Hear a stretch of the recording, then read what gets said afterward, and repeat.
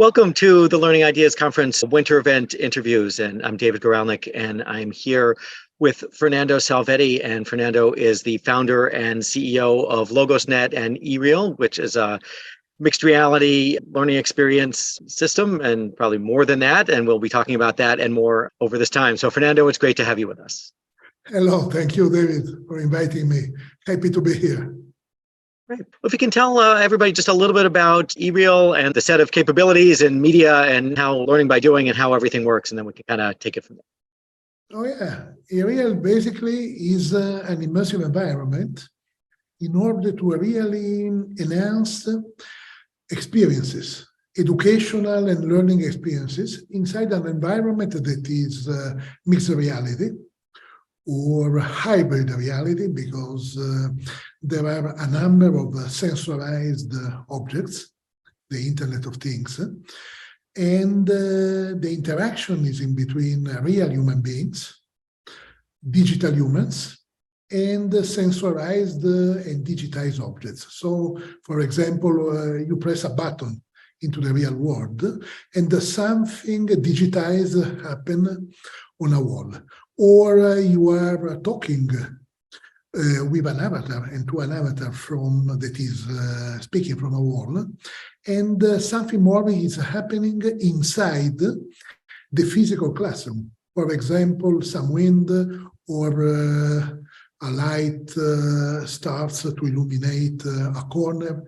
Think, for example, an escape room where you have to solve riddles that are partly into the real world, partly digitized.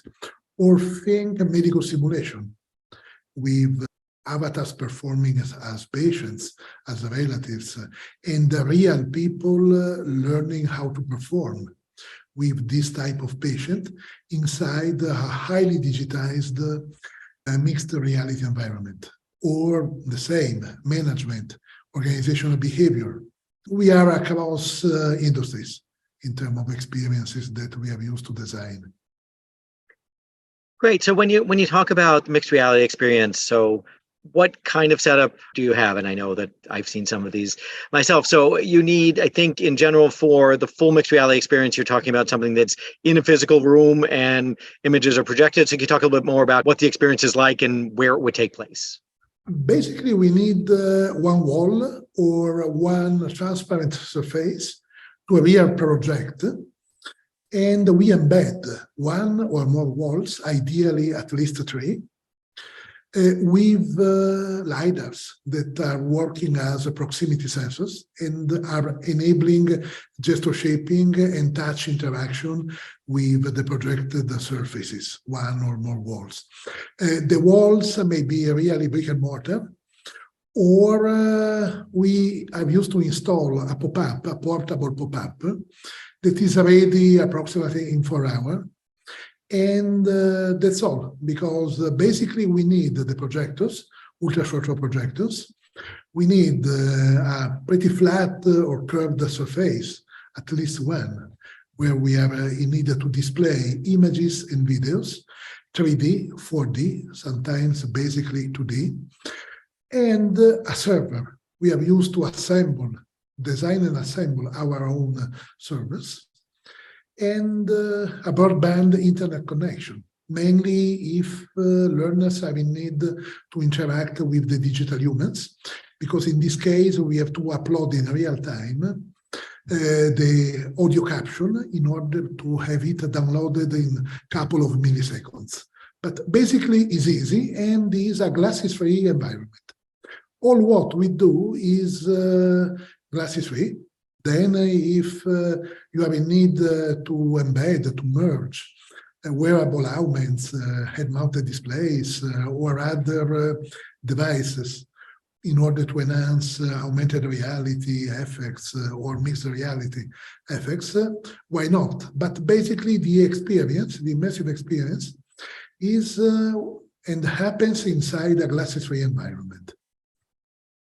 Great. So the sort of the standard experience, which is obviously not standard really in the rest of the world, but standard by what you're doing, is somebody who will be going through the learning experience walks into the room. the room has the projectors and the sensors, so it's able to know a lot of things that they're doing, and they're able to see two-dimensional and three-dimensional images in the room without wearing any kind of special glasses. Did I summarize all of that correctly? Yes, really correctly. Sometimes the room is really a room. Sometimes it's just a wall or a portable pop-up made by styrene and aluminium and iron. Other times could be is a chuck. For example, in Washington, D.C., within the George Washington University, the School of Health Sciences, happened to us to be part of a big team that built an entire track in order to immerse students among three walls, entirely projected, and also in order to enable students to interact with virtual contents via the HoloLens or via other devices that are mixed reality devices. So the installation could be quite flexible because another example, in Bologna, within the Red Cross of Italy, happens to us to work inside a real helicopter because the first responders are in need to learn how to intervene, sometimes in very challenging natural environments.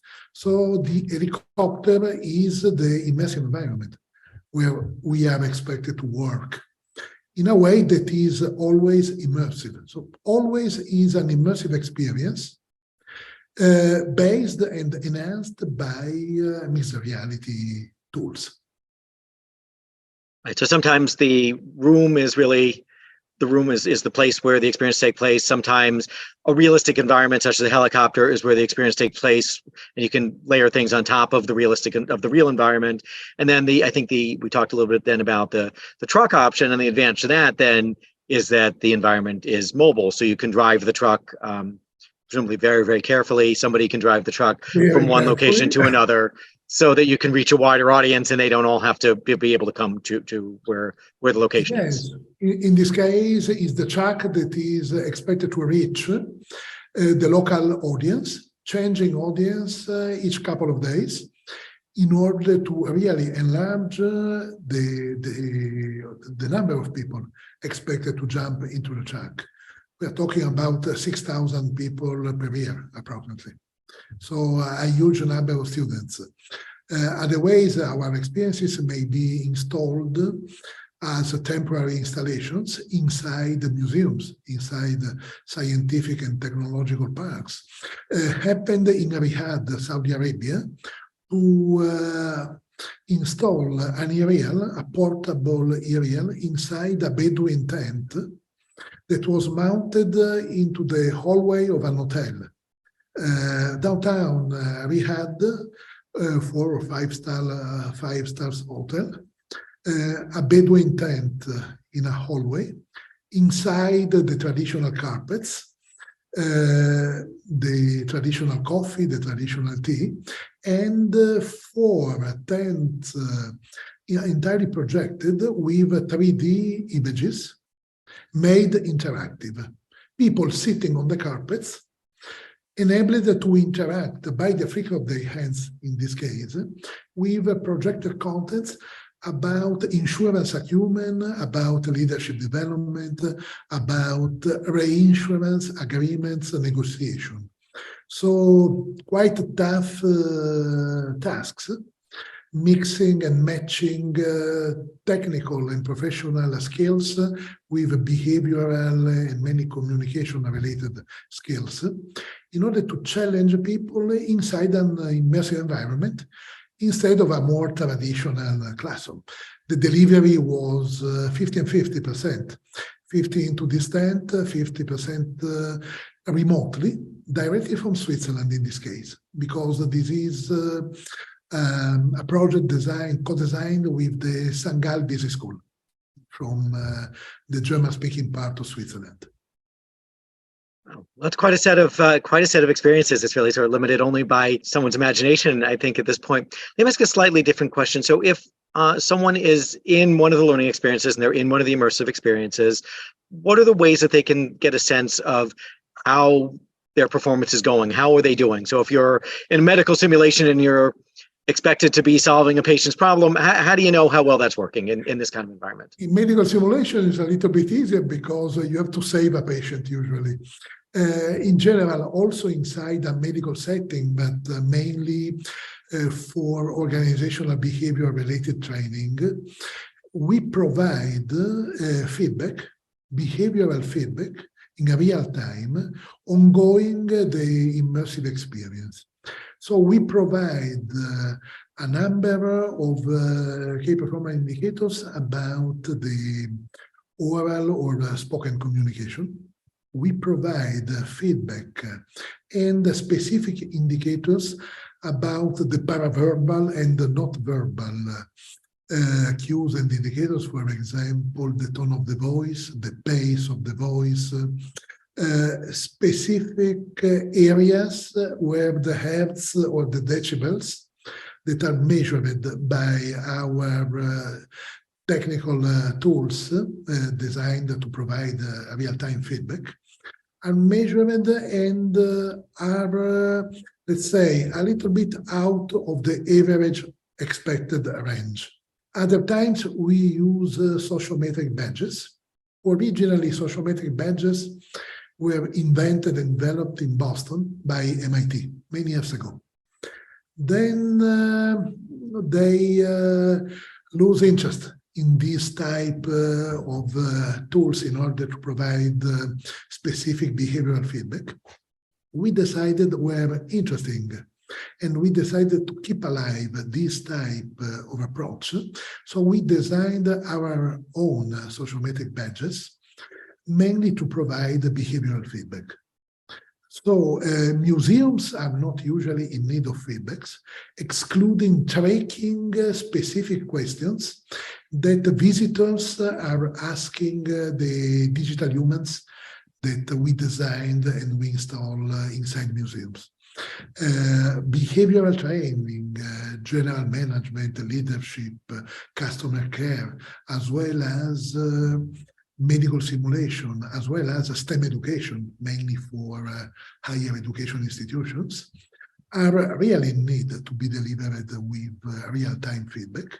So we do that, mainly tracking in real time 3, 4, 5, 6, not more, specific aspects that usually we agree with our clients.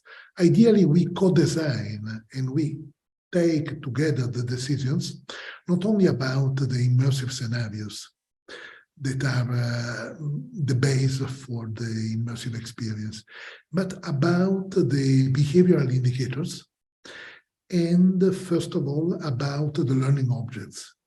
Usually 3 learning objects, 3 to 6 learning behavioral indicators, and 15 to 20, 25 minutes experience that has to be really immersive. Basically, is a lab, is an immersive lab. Then, before or after, you usually are trained inside a more regular classroom or online. There is also an online platform, an aerial online platform, mainly due to the COVID-related restrictions.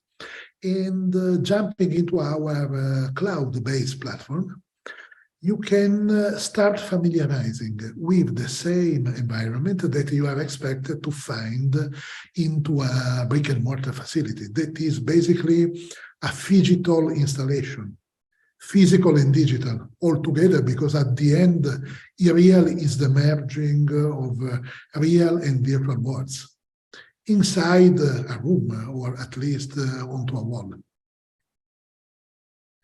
So great. Well, Fernando, thanks so much. We are just about out of time. It's been great talking with you about your current work and your future work. There's always so much interesting work going on. So thanks again for spending the time with me today. It's me thanking you and all of you, really. Thank you so much, Larry. Bye-bye.